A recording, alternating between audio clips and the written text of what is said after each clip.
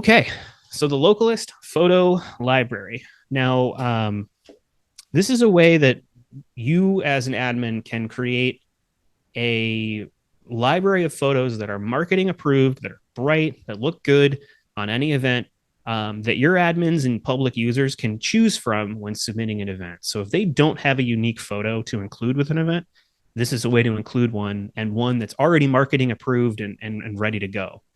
So the photo library enables you to curate photos for your admins and users to select from directly within your event submission form.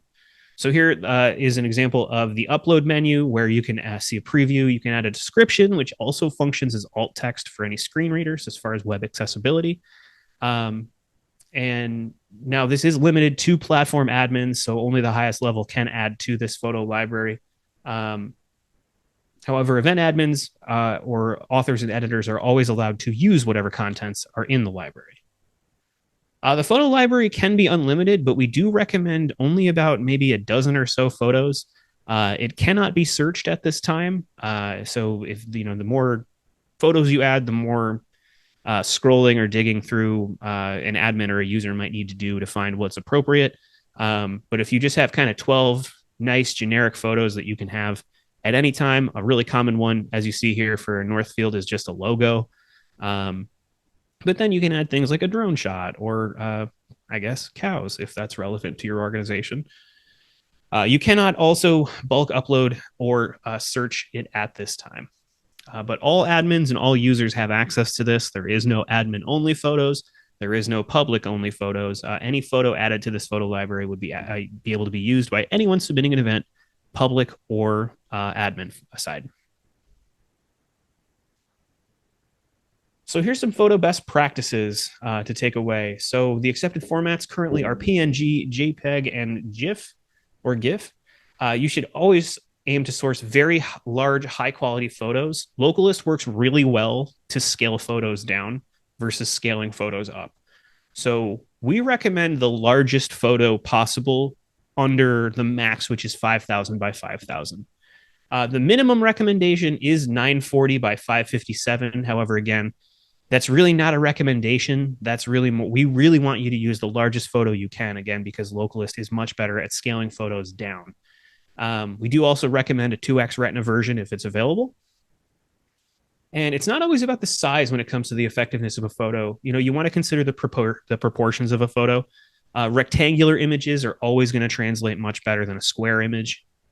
And then these are some of the dimensions you're going to find for your images around the platform. So, just the different sizes for things like a featured event, the small event card, the medium event card, and the large event card, as well as the main display for event place and group department pages. But again, these numbers here under event listings, these aren't recommendations. These are just the sizes that your photos will be scaled to when using these particular features across Localist. So again, we do really strongly recommend the best photos you got, the largest photos you got.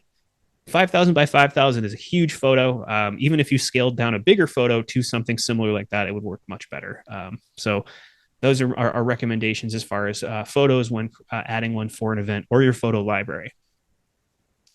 Now, let's say you don't have a unique photo for an event and you didn't submit one and you didn't choose one from the photo library just because you didn't have time or you didn't know how it worked. Well, Localist has an automated process called the photo fallback chain that's going to kick in automatically and make sure that your event has some kind of relevant photo.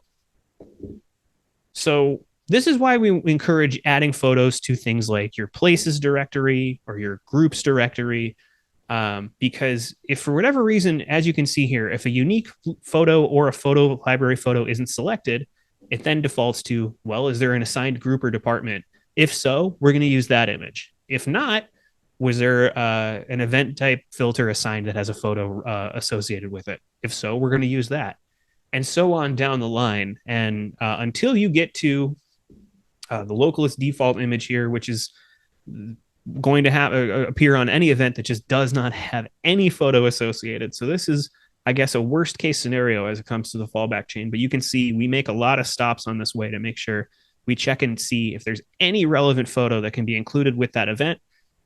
Also, we would just recommend, hey, choose one from the photo library, or if you have a unique photo, this would be the place to use it.